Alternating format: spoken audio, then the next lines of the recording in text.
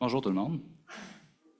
Avant de commencer, j'aimerais savoir, est-ce qu'il y a des gens ici qui gèrent des grands complexes, des immeubles, des grandes installations? Est-ce qu'il y a des gens qui sont dans le domaine du génie conseil, qui font des projets dans des grands complexes, des grands campus? Bref, je ne sais pas si ça va s'adresser à tout le monde, mais quand on gère des bâtiments, il y a un intérêt à gérer les informations de bâtiments par actif. Ce que j'ai essayé de faire, c'est d'utiliser les maquettes de construction, puis les données de construction pour les valoriser le plus possible, puis les organiser d'une manière la plus pratique possible. Parce que quand on reçoit des informations à la fin d'un projet de construction, souvent ça ressemble à ça. Puis pour être capable de gérer un immeuble dans le futur, puis pour être capable d'engager une firme d'architecture ou une firme d'ingénierie, puis leur fournir l'information sur un bâtiment qu'on veut transformer, il faut aller chercher l'information là-dedans.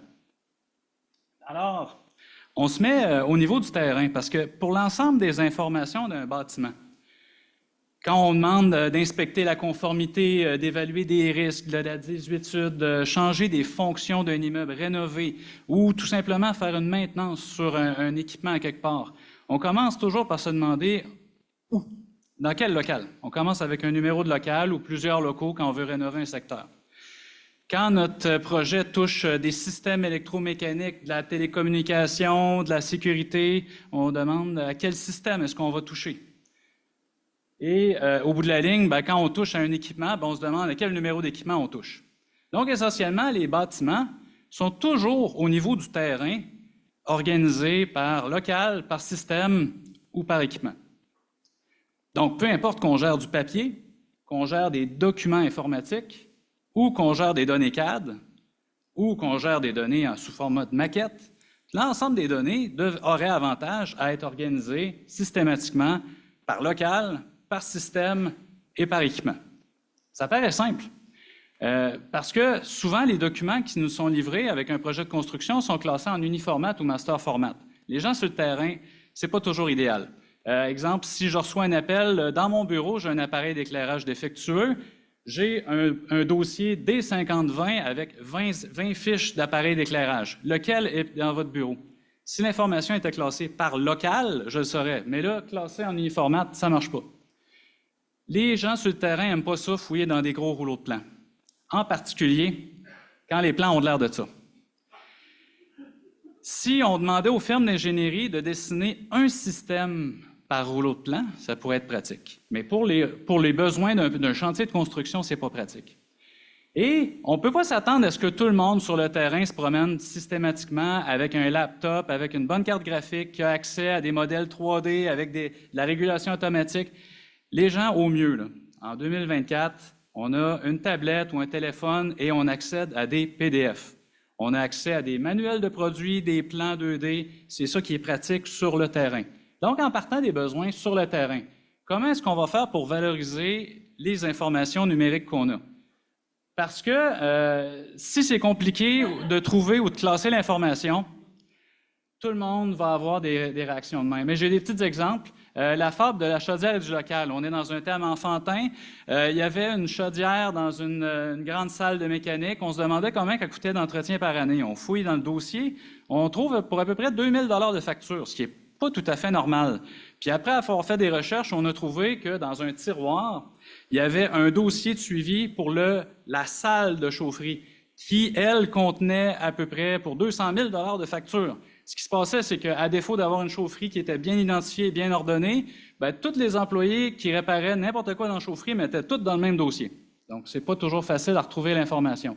La légende du calepin secret, c'est quand on avait des systèmes complexes qui avaient été rénovés à de nombreuses reprises, puis qu'on avait des rouleaux de plans pêle-mêle dans différentes boîtes de projet, il y avait un ouvrier qui, lui, avait son petit calepin dans lequel il avait pris en note la configuration du système. Quand ce gars-là est parti, on a perdu le calepin. Le dernier, les aventuriers de la valve perdue, vous en avez eu un avant-goût à Montréal il n'y a pas très longtemps avec une fontaine magique qui est apparue. Comment est-ce qu'on fait pour organiser des maquettes par actif? Donc, on parle d'organiser de l'information par actif. On veut organiser, bien entendu, les maquettes par actif. Essentiellement, vous êtes familier avec le concept, l'immeuble est représenté par un assemblage de plusieurs maquettes. Une maquette peut contenir plusieurs actifs. Donc, par exemple, une maquette peut contenir plusieurs locaux. Donc, je reviens sur l'idée, les actifs, c'est des locaux, des systèmes ou des équipements. Donc, en passant, si je reviens, la maquette, on pourrait aussi considérer que les espaces extérieurs seraient traités comme des actifs, un peu comme des locaux. Ensuite, bon, dans nos maquettes, on a des systèmes. Mais on peut aussi, là, c'est souvent un paradigme, les systèmes, c'est électromécanique, mais ça peut être aussi des systèmes d'architecture. Par exemple, des systèmes d'enveloppe, des systèmes de toiture.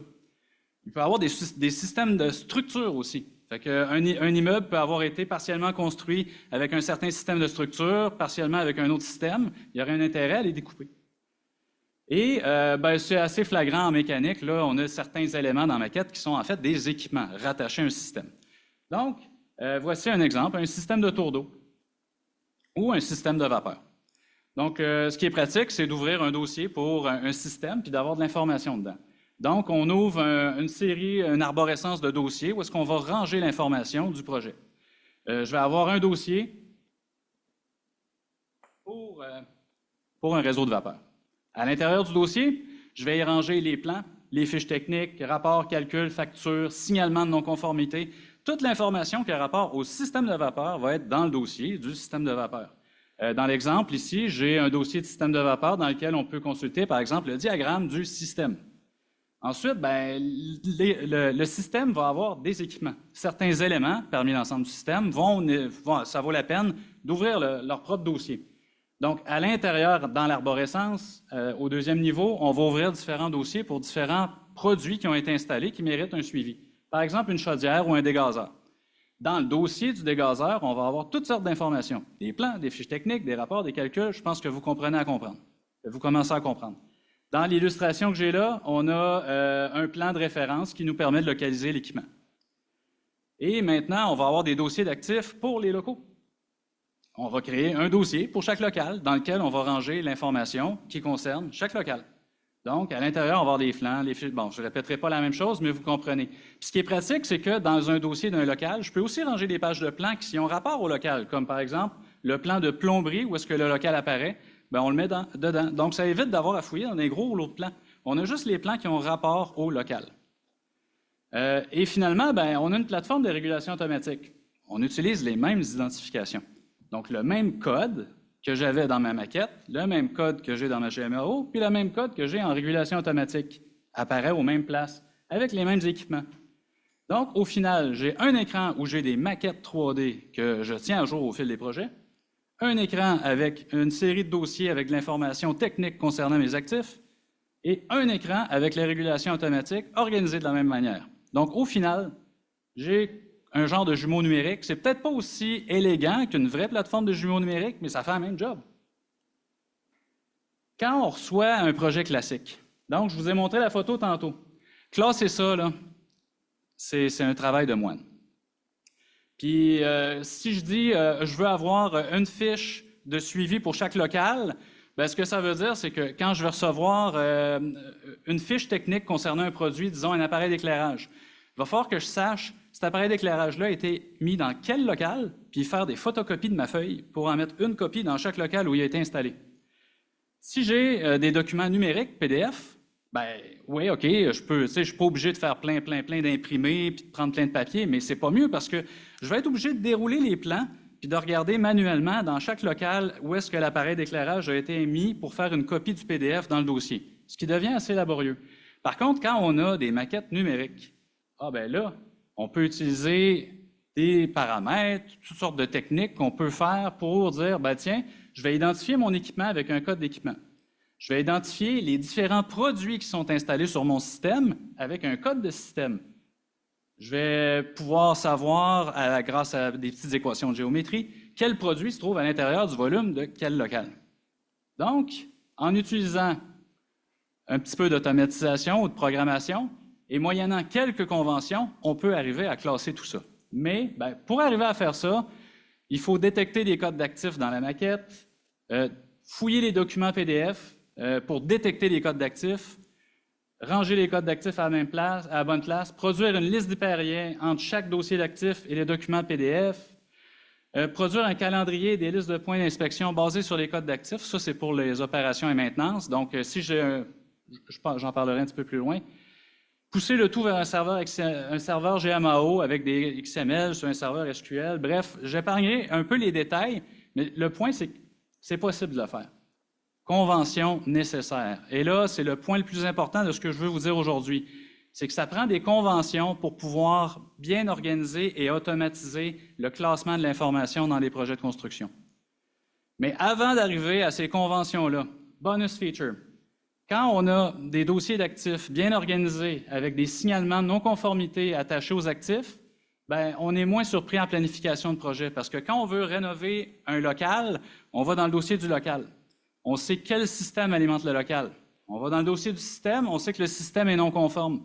Donc, quand on va faire notre projet, on sait déjà qu'on est connecté sur un maillon de chaîne qui a un problème. On sait que dans notre local, il y a de l'amiante dans le mur. On sait qu'il y a tel problème. Bref, on évite le scénario où la ville défonce la rue, change un tuyau, refait l'asphalte, puis ils reviennent l'année d'après, défonce la rue, change un autre tuyau à côté, puis ils refont l'asphalte. Pourquoi ils n'ont pas changé les deux? Maquette organisée par actif, ça permet de produire automatiquement des plans d'opération. Un autre bonus feature, si vos maquettes sont bien organisées, j'ai produit des plans d'arrêt de service de manière automatisée. J'ai produit à peu près 4500 pages de plans, mais de manière automatisée grâce à des maquettes qui étaient bien organisées. Un plan d'arrêt de service, ça permet, par exemple, de ranger cette page de plan-là dans un dossier d'un local. Si jamais j'ai besoin de faire un arrêt de service pour, supposons, l'éclairage ici, je rentre le numéro de local, j'ai un plan qui me dit, quand tu veux faire un arrêt de service pour l'éclairage, le panneau électrique est là, puis quand tu vas fermer la switch, ça va couper le courant pour tout le monde en rouge. Même principe en plomberie. Donc, on peut simplement suivre les tuyauteries dans une maquette Revit de manière automatisée, générer des pages de plan qui vont indiquer, bien, si vous voulez changer un évier dans votre local, bien, c'est à cet endroit-là qu'il faut aller pour trouver la valve, puis quand vous allez couper l'eau, bien, avertissez tout le monde autour. On peut produire des plans de manière automatisée pour des contrats de déneigement, du nettoyage de conduits. Vous vous souvenez la page de plan que j'ai montrée tantôt avec des conduits de ventilation partout? Bien, avec un script assez simple, puis avec des maquettes Revit, on peut simplifier l'affichage pour arriver à générer des pages de plan qui montrent un système de ventilation à la fois, ce qui permet assez facilement à un entrepreneur en nettoyage de faire un estimé de « Ah, j'ai tant de pieds de conduit à nettoyer à tel endroit ». Bref. Tournée d'entretien ménager, on va faire un plan, on va mettre en bleu tous les carreaux de céramique, et ainsi de suite. Tournée des trappes à vapeur, bref, il suffit de tenir des maquettes à jour pour que les plans d'opération se mettent à jour. Donc, l'idée, c'est que c'est des plans PDF qui sont générés de manière, on va dire, automatisée, qui sont facilement accessibles à n'importe qui, avec une tablette et un téléphone, que tu as juste à rentrer un numéro de local ou un numéro d'équipement ou un numéro de système pour avoir accès aux plans. Et ces plans-là, bien, ils sont tenus à jour parce qu'à chaque fois qu'on va modifier notre maquette, bien, on va utiliser un script qui va aller modifier nos PDF. Donc, là, je vais vous parler des conventions qui sont nécessaires pour réussir à faire ça. Parce que, au projet NCH, quand je suis arrivé, j'ai demandé aux firmes d'ingénierie, mettez-moi un code d'actifs sur chaque équipement, un code d'actifs sur chaque système. Je leur ai fourni des listes avec des abréviations qu'on utilise pour les codes. Je me suis rendu compte qu'eux autres aussi pouvaient classer les choses de manière disparate. Puis c'est pas un manque de professionnalisme, c'est vraiment que chaque professionnel peut voir les choses d'une manière différente. Et je vais vous donner des exemples. J'en aurais pour plusieurs heures à parler de ça, mais là, je vais vous donner des exemples faciles pour vous montrer un peu le cadre de tout ça. Exemple, j'ai un système de vapeur qui alimente un échangeur pour produire du glycol. Donc, j'ai un système de vapeur, j'ai un système de glycol. L'échangeur fait partie de quel système? Donc, une firme d'ingénierie va me dire, ah, bien, c'est une charge sur le système de vapeur, il fait partie du système de vapeur. L'autre va dire, ouais, mais c'est une source pour le glycol. Là, il a fallu faire une convention, puis la convention était tous les produits qui sont à cheval entre deux systèmes, ou deux ou plus systèmes, vont toujours être rangés du côté du système où ils donnent du service. C'est ça la convention. La différence entre un code d'actif et une étiquette de sécurité. Tantôt, je vous ai montré une image, cette image-là, pour un système de vapeur. Quand j'ai reçu les documents des professionnels, je me suis rendu compte qu'ils ont considéré que l'alimentation de vapeur était un actif avec un code et le retour de condensé était un autre actif avec un autre code. Et je me mets à la place d'un concepteur, puis je comprends parce qu'il y a toutes sortes de besoins au niveau de l'identification, sur les plans, des normes à respecter, sur les matériaux, ainsi de suite. Mais au niveau de la gestion d'actifs, il faut faire la distinction entre les besoins des étiquettes de sécurité puis les besoins des actifs. Pour moi, j'ai un dossier d'actifs. Pour mon système de vapeur, ça comprend l'alimentation et le retour. Je n'ai pas besoin de séparer ça en deux. On parlait tout à l'heure qu'il y aurait aussi des systèmes d'architecture, par exemple les enveloppes de bâtiment. Et je reviens rapidement, la Régie du bâtiment fournit un guide sur les exigences d'inspection. Et comment est-ce qu'on fait pour, supposons que je regarde cet immeuble-là, qu'est-ce que je fais pour découper les façades d'immeubles en différents dossiers? Et j'ai fait l'exercice avec des collègues en architecture, puis tu sais, la première idée, c'était, on peut faire un dossier pour chaque façade. Oui, mais là, tu sais, j'ai un décroché, il fait 6 mètres de large, je fais-tu vraiment un dossier séparé pour faire un suivi sur 6 mètres de façade?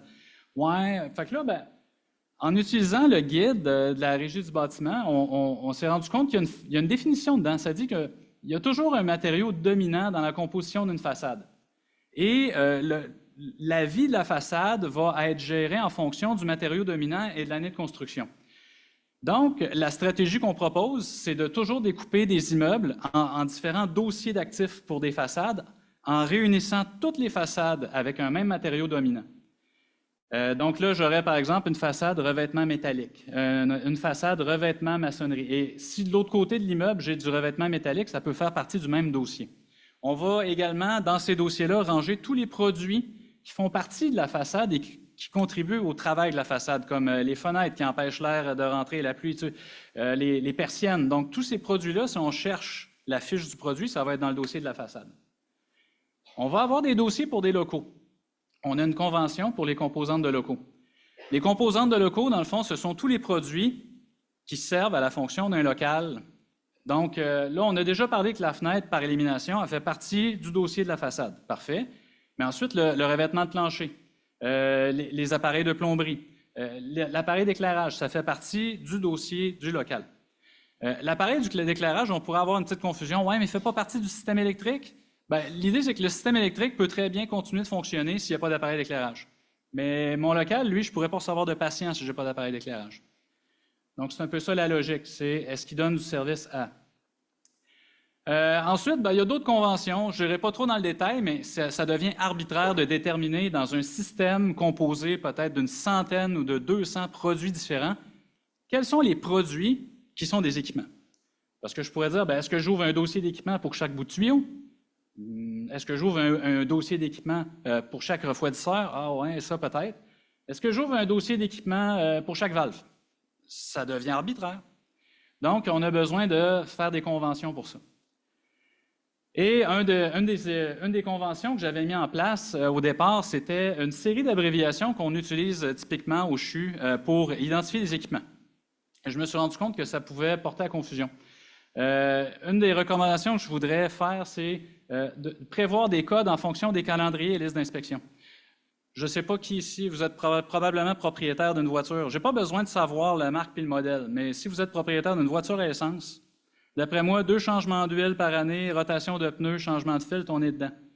Fait que vous voyez, j'aurais juste besoin d'un code voiture à essence pour savoir quel est le plan de maintenance à long terme pour votre actif. Même principe pour ce qu'on a dans un immeuble. Le problème que j'ai vu, c'est que j'ai demandé aux firmes d'ingénierie d'utiliser le code REF pour les refroidisseurs. Donc, si je reviens ici, ça, c'est des refroidisseurs. Ça vaut à peu près 500 000 $. Il y a une centaine de points d'inspection, puis il y a des mécaniciens qui arrivent avec une palette de stock pour faire l'entretien. Dans un système de génératrice avec une alimentation au diesel, le carburant parcourt une boucle dans laquelle il circule dans une espèce de petit radiateur que l'ingénieur a appelé refroidisseur. Fait que quand j'ai automatisé le système qui va détecter les numéros d'équipement puis aller coller des programmes d'inspection, je me suis retrouvé avec un mécanicien qui est arrivé là avec un kit pour entretenir une chaudière 500 tonnes, puis il faisait l'entretien sur un petit radiateur. Fait que l'usage des codes, c'est à peaufiner. Une autre convention, ne pas appliquer des codes d'actifs aux composantes internes. Souvent, on achète des produits comme par exemple l'unité de traitement d'air. L'unité de traitement d'air, c'est une grosse machine, vient avec des composantes internes. Il y a des ventilateurs, des filtres, et ainsi de suite. On a un manuel du fabricant qui nous donne déjà des détails sur les composantes internes, puis il y a déjà des numérotations dans le manuel du fabricant. Donc là, ce qui s'est passé, c'est que les firmes d'ingénierie, ils ont pris les listes d'abréviations que je leur ai données, sont allés créer des codes d'actifs sur les ventilateurs à l'intérieur de l'unité, sur les filtres à l'intérieur de l'unité, ce qui faisait juste créer de la confusion finalement par rapport au manuel d'instruction du fabricant. Donc, l'idée, c'est que ces codes-là sont toujours applicables aux produits et non pas aux produits, on va dire, à l'unité et non pas aux composantes internes d'une unité. Ça prend un certain discernement parce que là, si j'achète un ventilateur standalone que j'installe pour faire un ventilateur d'évacuation, lui va avoir besoin d'un code de ventilateur. On peut également faire des conventions pour faciliter le regroupement de produits assemblés en chantier. Comme par exemple, une convention, ce serait de dire je vais ouvrir un dossier d'actifs pour une unité de pompage. Et l'ensemble de tous les produits qui sont installés à l'intérieur des limites des dispositifs d'interruption de service vont tous se rapporter au dossier d'actifs de l'unité de pompage. Dans le cas présent, j'aurai une fiche de produit pour le moteur, une fiche de produit pour le corps de la pompe, une fiche de produit pour un filtre à tamis, une fiche de produit pour un entraînement à fréquence variable. Donc, toutes ces fiches de produits-là se retrouvent dans le même dossier pour l'unité de pompage.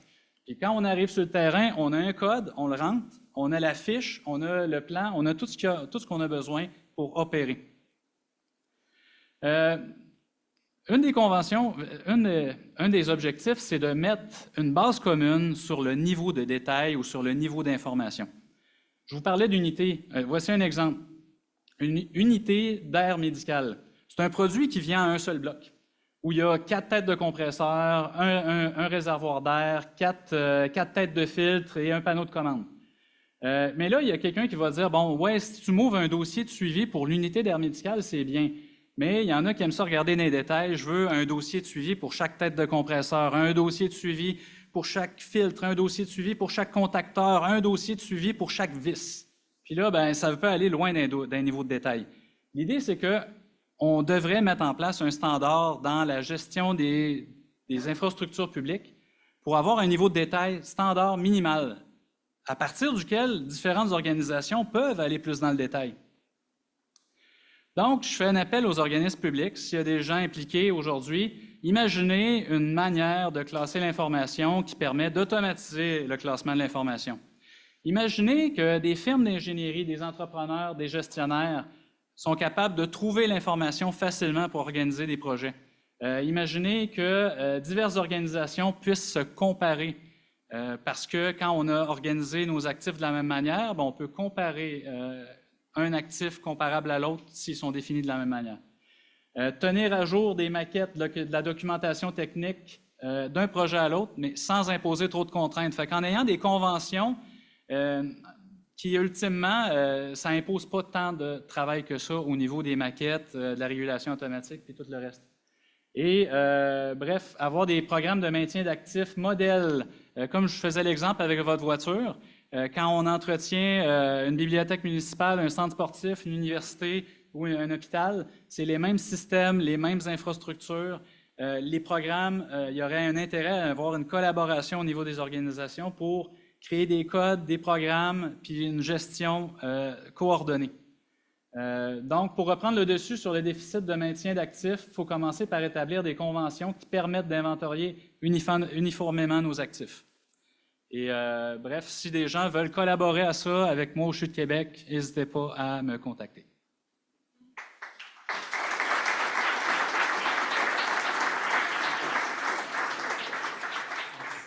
Merci. Oui, c'est ça. Des questions? On va profiter. Mathieu, veux-tu... là-bas. Merci.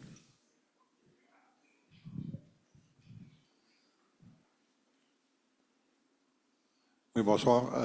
Premièrement, je veux vous féliciter pour le côté très terre-à-terre de votre présentation. Je pense que ça aide beaucoup. En tout cas, pour les gens qui gèrent les immeubles, c'est le genre de problème qu'on vit au quotidien. Ça. Ma question, c'est, est-ce que pour tout ce que vous nous avez expliqué aujourd'hui, vous avez résumé ça ou concilié ça dans un seul document qui sert à la fois à vos gens à l'interne qui font la maintenance, et quand on parle des normes, des critères, des conventions dont vous parlez, est-ce que tout ça, c'est dans un seul document qui guide à la fois les professionnels et vos gens à l'interne, ou c'est des manuels différents? Parce que le nerf de la guerre, c'est gros. Je suis en train de l'écrire. Je suis rendu à peu près une centaine de pages, là, parce que l'idée, c'est qu'il faut couvrir large. Tu sais, il y a les systèmes électromécaniques, la télécom, l'informatique, les systèmes d'architecture. J'en ai parlé avec les exemples des enveloppes. Il y aurait les toitures de bâtiments. Tout ça, il faut l'écrire. Puis je travaille avec des collègues, par exemple, pour tout ce que je vous ai parlé au niveau des enveloppes de bâtiments, j'ai eu des ateliers de travail avec des architectes. Puis c'est eux qui m'ont amené sur les guides de la Régie du bâtiment qui connaissent plus ça. Mais oui, effectivement, je suis en train d'écrire ça, mais j'ai besoin de définir certaines choses. J'ai besoin de collaboration d'autres organismes parce qu'au CHU de Québec, on n'a pas tout. Juste pour définir des systèmes de structure. Ça prendrait du monde qui ont de l'expertise en structure, puis essayer de se mettre dans un mindset où on veut créer des dossiers pour ranger l'information, que ce ne soit pas trop compliqué. Bref, peut-être avoir l'input de d'autres organisations pour aider, mais oui, effectivement, je suis en train d'en écrire un guide. Si vous voulez, venez me voir, je vous l'envoie, la version brouillon. Là. Je vais collaborer avec quiconque désire collaborer. Je vais l'envoyer le guide, il n'y a pas de problème. Merci.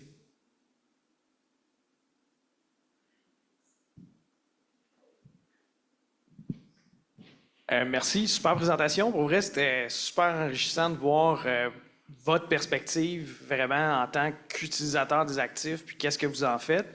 À plusieurs reprises, vous mentionnez utiliser un système de dossier pour classer les éléments. Vous avez parlé, par exemple, à un certain moment donné, d'avoir des systèmes, puis les systèmes ont des actifs. Ensuite de ça, des locaux. Les locaux ont des actifs. Les systèmes desservent aussi des locaux qui desservent des actifs.